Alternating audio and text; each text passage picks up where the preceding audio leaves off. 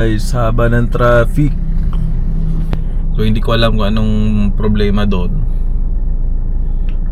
Lahat ng mga sasakyan hindi makadiretso eh. Ayan. Haba ng traffic niyan.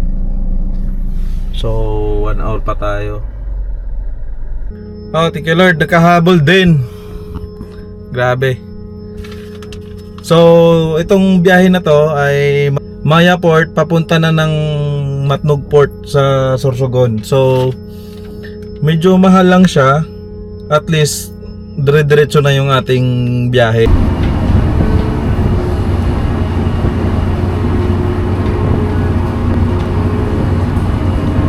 Sabi guys, ang tagal naming makadaong.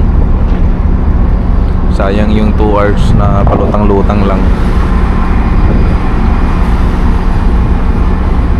After 2 hours mahigit ng palutang-lutang, ngayon lang makadaong.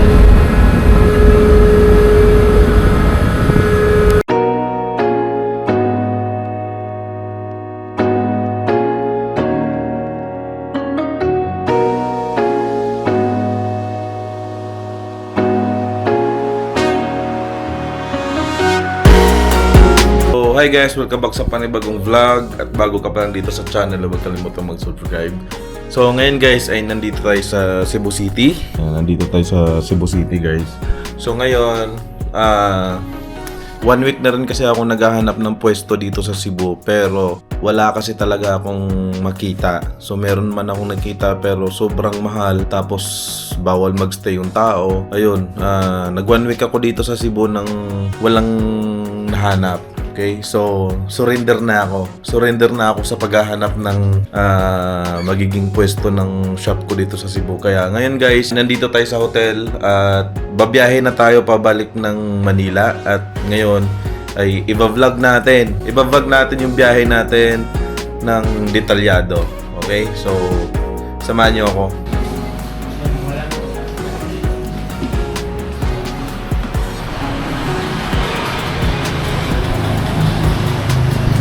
Dito lang ang kanilang parking sa labas. And guys, maganda pa naman ang panahon. So dito ako nagstay sa Dragon Home Inn. So mura lang dito, nasa 950 per night.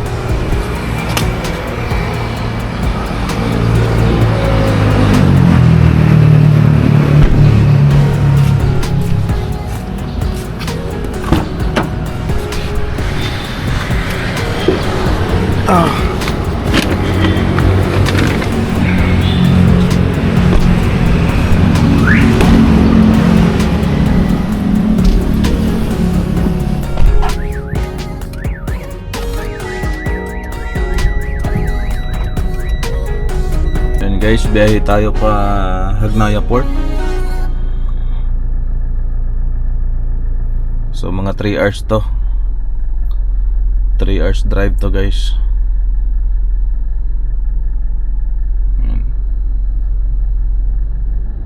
3 hours and 2 minutes.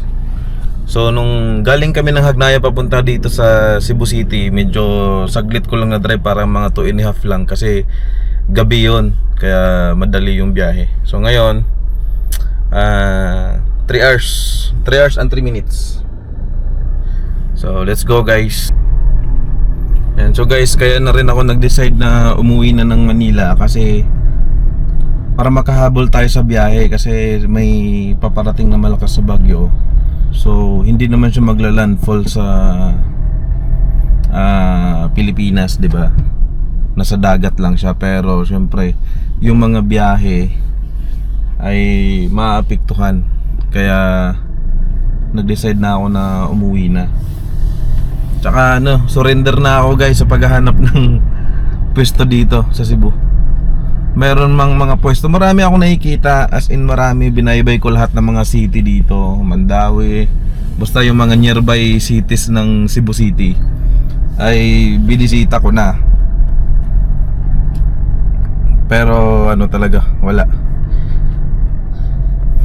Kumbaga parang tanggap ko na hindi ako makakapag put up ng shop dito sa Cebu sa ngayon, pero baka soon, 'di ba? So focus muna tayo dun sa Metro Manila. Dun muna tayo mag-expand. Okay? So yun guys, ang kagandahan lang kasi talaga dito sa Cebu ay parang Manila na rin. Grabe, sobrang dami ng mga sasakyan dito. Parang ano na rin, traffic everywhere na rin dito. Kaya yun, kaya gusto ko maglagay ng shop dito. Kasi sayang yung market, diba? So yun nga, walang mahanap. So tinanggap ko na hindi pa para sa akin ngayon dito sa Cebu. And guys, full tank sagad muna tayo dito para makompute natin ang ating consumption from Cebu City to Manila. Diesel max. Full tank sagad. Isagad ha. Sagad. Reset natin tong ating trips. Reset tayo ng trips para malaman natin yung distance natin. Tapos mag-compute tayo ng ating consumption hanggang Quezon City. Okay? Reset natin lahat.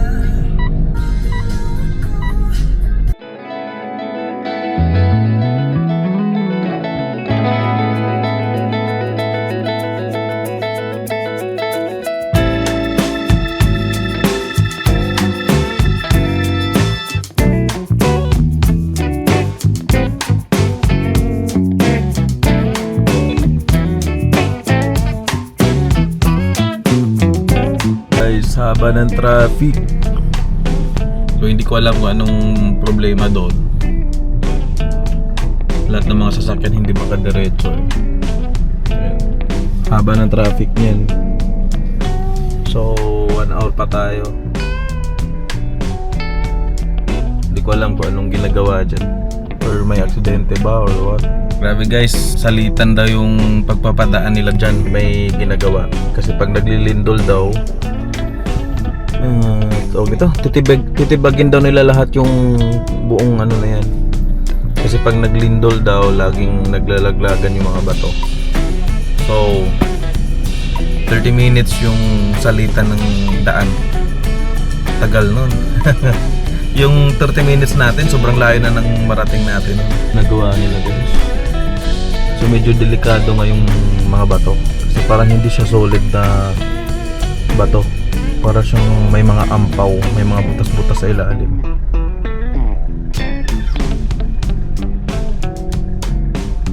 May tinamaan na ano. May tinamaan na truck. Yun o. Kumbaga ano siya.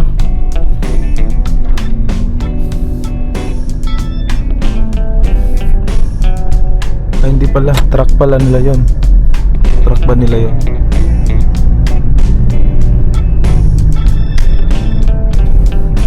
Dito sa kabila walang traffic ka.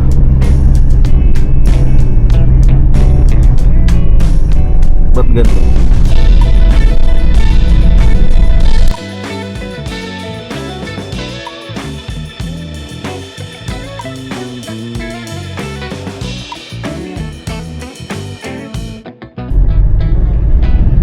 Malapit na tayo sa Hagnaya Port. 5 minutes. Sana makasakay tayo, no? Yung hindi sana fully book. Kasi pag mga ganito, laging mga fully book.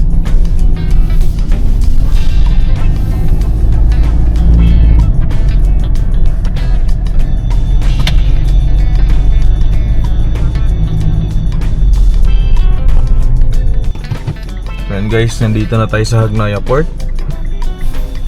Kaso nga lang, bukas ng alas 6 pa yung biyahe. So punta tayo ng Bugo Port. Try natin baka mayroong pang Kawayan Masbate doon.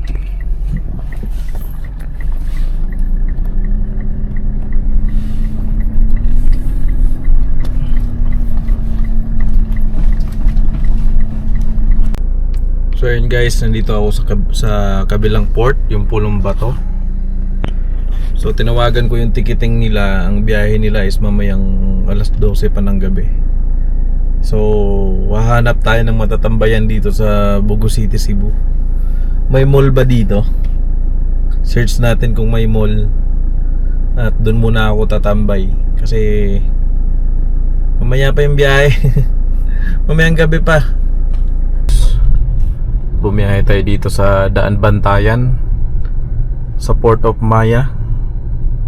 So try natin kung may biyahe. So yun guys, may biyahe sila pabatnog. So siguro mahal kasi malayo yung Matnog, Sorsogon at dito sa Cebu. Pero at least mahaba yung pahinga, 'di ba? So try natin. Oh, thank you Lord, nakahabol din. Grabe. So itong biyahe na to ay Maya Port papunta na ng Matnog Port sa Sorsogon. So medyo mahal lang siya. At least dire-diretso na yung ating biyahe. So ang price ay ito may binayaran pa yung 5 pesos terminal fee, 168 sa PPA. Tapos 170 ano ba to? Aras 3. Tapos ang pamasahe natin sa Roro ay 13,748. Yan, so medyo may kamahalan siya, no? At least hindi na tayo mapagod ka, meron siyang insurance. Ano ba to? So yan yung binayaran natin, guys.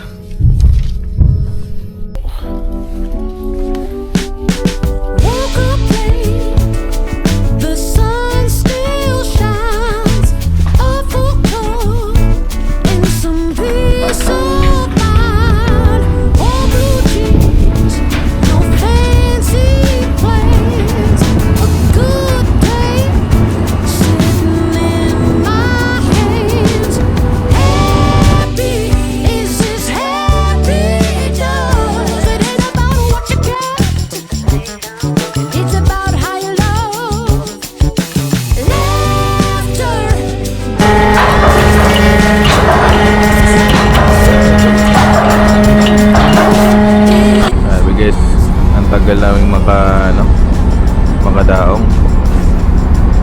Sayang yung 2 hours na palutang-lutang lang. After 2 hours mahigit ng palutang-lutang, ngayon lang makadaong. Labas din guys.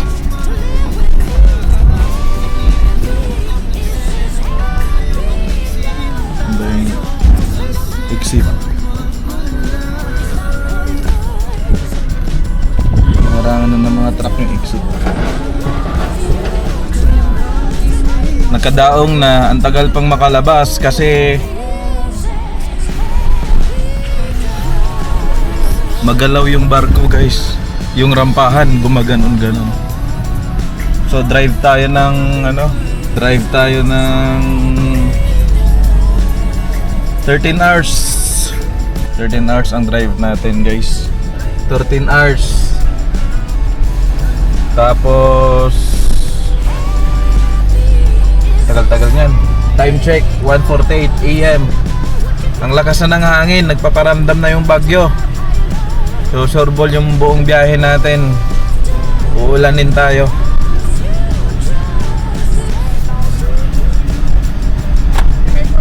So let's go. Guys, dito na tayo sa Erosin.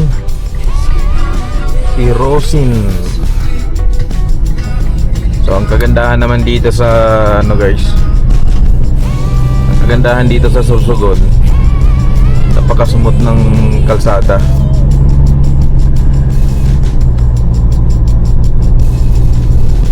Mga lasing. Smooth ng kalsada dito guys. Kaya yung biyahe from Matnog to Legazpi makukuha lang ng 2.5. Pero kung araw siguro mga 3 hours. Pero Pero pag mga ganitong madaling araw, kaya lang ng mga 2 hours mahigit.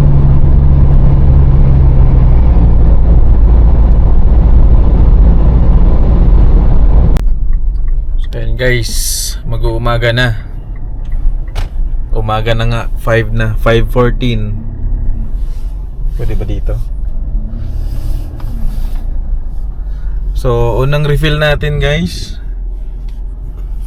Unang refill natin from Cebu.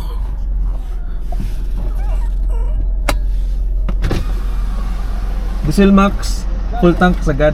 Cash payment, sir? Pwede bang card? Wala po, sir. Cash. Sige, cash na lang. So yun guys, yan pa yung natin. Yan pa naman yung gas natin. Kumbaga kalahati siya. From kalahati maging empty. Okay. So karga tayo. Ito yung first karga natin. So ano to, mga 3,000 plus to.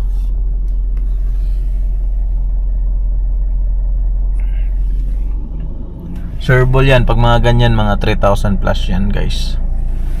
Okay. So time check 5:15. Yan, 5:15 na ng umaga. At okay naman, hindi ako inaantok. Maganda yung biyahe ko ngayon kasi ang haba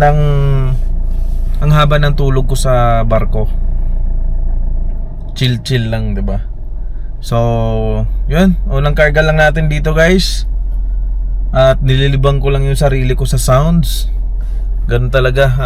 Ngayon na lang ulit ako nag long drive na mag-isa. Okay?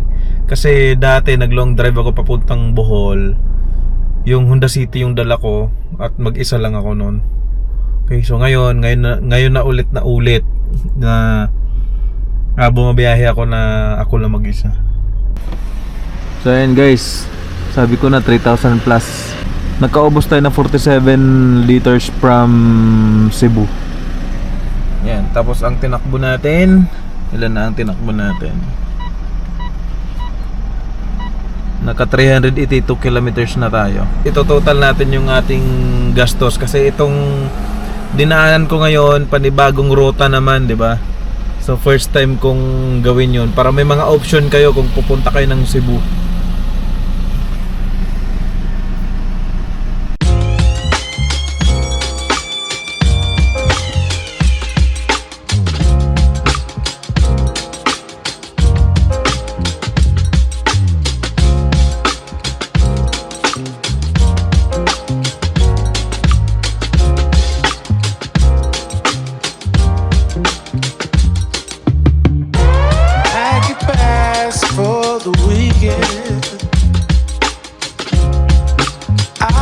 Book our flights. Let's go see a show in Mexico, yeah. Laugh and dance all night. We should fly. So yun guys, nandito na ako sa Gumaca Bypass. So ito yung bypass na ang tarik ng daan.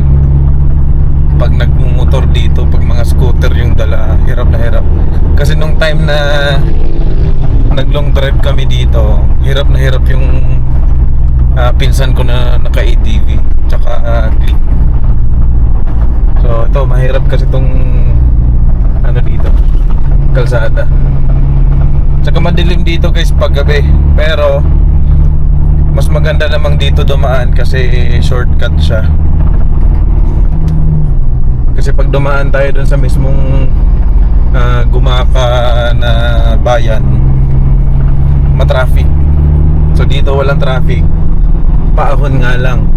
Yun, mataas na part na to.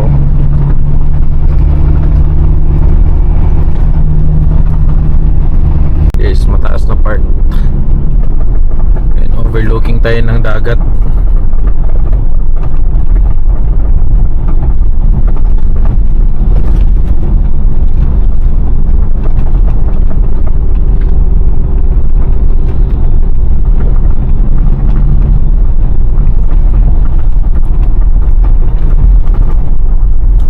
Ito yung kagandahan pag nag long drive. Mali-discover mo yung mga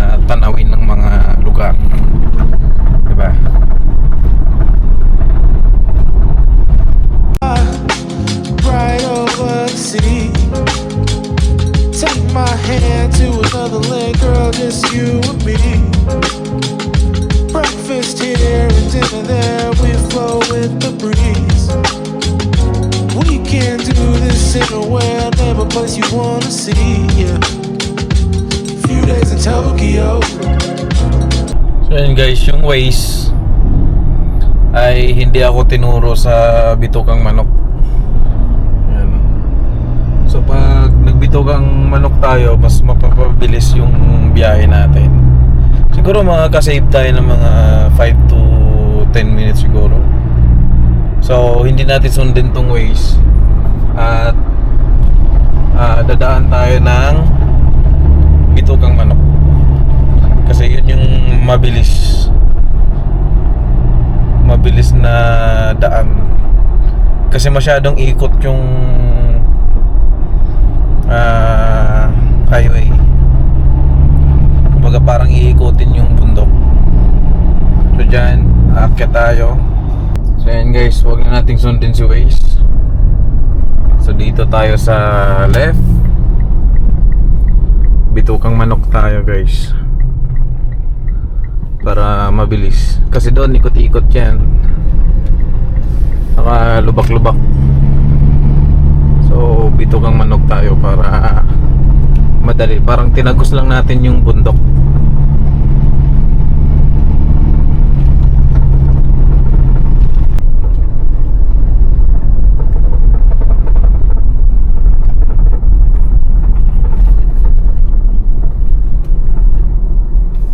Ganda na nitong ano ngayon guys, bitukang manok. Kasi inayos na nila to eh. Dati nung dumadaan ako dito, hindi pa ganito kaayos. Tapos yung mga volunteer, dumadami na rin sila. Ano lang, barya-barya lang yan guys. Masaya na yan sila. Ang ganda oh.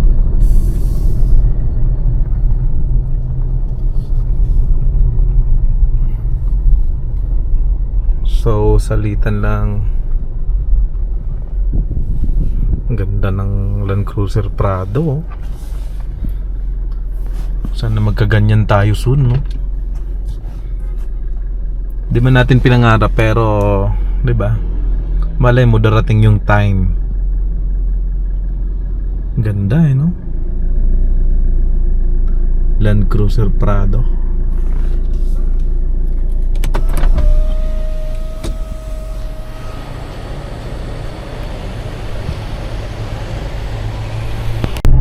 So yun guys, kung babiyahe kayo ay dito kayo dumaan sa Pagbilao Bypass.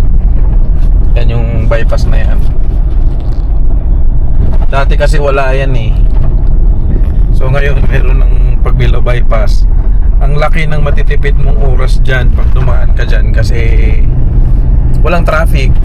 Kasi pag dumaan ka doon sa mismong bayan ng Pagbilao, sobrang traffic doon, yung may pa one way doon na pag ganun, yung parang paway. So dito may iwasan na natin yung traffic na yon. So dito yung daan natin. Yan. So may signage naman. So yan, ang laking tulong nito guys, nitong bypass na to. May iwasan natin yung traffic doon sa bayan ng Pagbilao. Diba? So kaya medyo mabilis na rin yung medyo mabilis na rin yung biyahe pag nag-Bicol kayo or kasi napakadami ng bypass. May bypass ng Lopez, may bypass ng tawag nito, Gumaka, diba? Tapos may bypass na nitong Pagbilao. Kaya medyo hindi lang ganun ka pagod yung biyahe, di katulad dati na wala pang mga bypass. So no choice ka kundi dumaan ka sa mga bayan-bayan at napaka-traffic kasi siyempre napakaraming truck and bus na provincial bus. So yun yung nagpapasikip sa mga bayan-bayan. So yan, pag nag-Waze naman kayo, sureball naman na ituturo sa may time lang na hindi ka tinuturo ng Waze, papadaan ka sa mga bayan. Pero kung mas maganda dumaan na kayo sa mga bypass. Kaya kasi ginawa yung mga bypass na yan para makaiwas tayo sa traffic. Diba? Guys, sa wakas startol na tayo. Time check 10:53 AM. So ang arrival natin is 12:10. So napaaga yung ating arrival kasi medyo binilis-bilisan natin ng konti.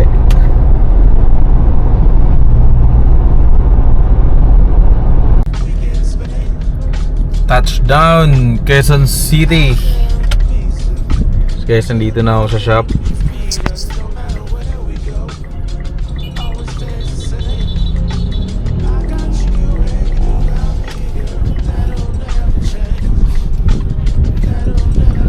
Dito na ako sa shop. Thank you Lord. Grabe. Bukas guys, compute tayo ng gastos from Cebu to Quezon City. So ayun guys, mag-full tank sagad na tayo uli para mag-compute natin yung ating gastos from Cebu to Quezon City. Let's go. So yan guys, yan yung karga natin, 3,447.30. So 47 liters yung last na karga natin from Cebu. Okay, so mamaya kukumputin natin guys. Natotal ko na yung ginastos ko from Cebu to Quezon City. So medyo may kamahalan yung rota na ginawa ko kasi umabot tayo ng 21,145. Tapos yung rota naman ng Masbate, Quezon City to Masbate to Cebu, yun yung mas mura. So yan, papakita ko sa inyo guys. So may listahan naman ako dito. Yan. So ito yung mga ano natin, yung mga binayaran natin doon sa port. Maya Port ng Daan Bantayan, Cebu. So meron siyang yung pinaka pamasahe natin sa Montero is 13,748. Tapos meron ka pang babayarang arastre na 170. Tapos yung PPA niya is 168. Tapos 5 pesos sa terminal fee. So ang total na pamasahe natin is 14,091.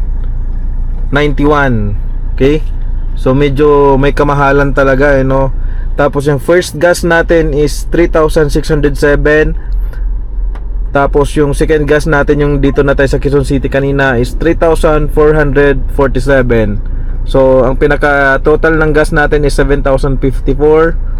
So ito yung total na nagastos natin no, 21,145. Okay? So guys, nasa inyo yon kung gusto nyong gayahin tong rota na ginawa ko na yan. So first time ko kasing gawin yan kasi nung pabalik ako dito, dapat Masbate ako. Kaso naiwanan na ako ng Roro sa dalawang pier, sa Hagnaya Port at saka Pulong Batu Port. So nagtanong-tanong ako doon, itinuro nila ako doon sa Maya Port kasi meron daw pamatnog. So since ayaw kong tumambay doon sa Cebu ng hanggang kinabukasan pa, so pumunta na ako ng Maya Port at yun nga, nakahabol tayo ng pamatnog. Pero sobrang laki ng guys, sobrang laki ng price difference niya. Kasi yung pag sa Masbate tayo dadaan, gagastos lang tayo ng mga 13,000 eh. 13,000 kasama na yung diesel at saka Roro, 'di ba? So ito, malaki yung natin. Malaki yung price difference natin kasi 21,000 yung rota ng ito 21,000 yung gastos natin. Yan. Tapos yung sa Masbate tayo dadaan, gagastos lang tayo ng mga 13,000. Okay, so nasa inyo yun guys, nasa inyo naman yun kung anong susundin yung biyahe kung pupunta kayo ng Cebu. Kung gusto niyo nang makatipid sa pera, pwede kayong mag Pioduran to Masbate, tas Masbate Kawayan to Hagnaya Cebu. So yun, nakatipid kayo ng pera doon. Pero yung travel time, hindi kayo sa travel time naman medyo mataas yung oras, 'di ba? Tapos dito naman sa yung diretso na ng Matnog, medyo mahal yung nagagastos natin, pero nakatipid tayo sa oras ng travel kasi medyo mabilis siya. Kasi from Visayas to Luzon na kaagad eh. Kaya nasa inyo yun guys. So ito yung para may idea kayo kung magkano yung nagagastos, 'di ba? So para sa akin mas okay din naman tong biyahe na to kahit mas mahal siya ng kaunti. Kasi relax naman yung katawan natin, hindi tayo pagod sa biyahe. Nakatipid din naman tayo sa diesel kasi nabawasan yung by land natin na travel kasi nag-direct na tayo ng port, 'di ba? So, yun guys. Thank you so much for watching. Don't forget to like, comment, share and subscribe.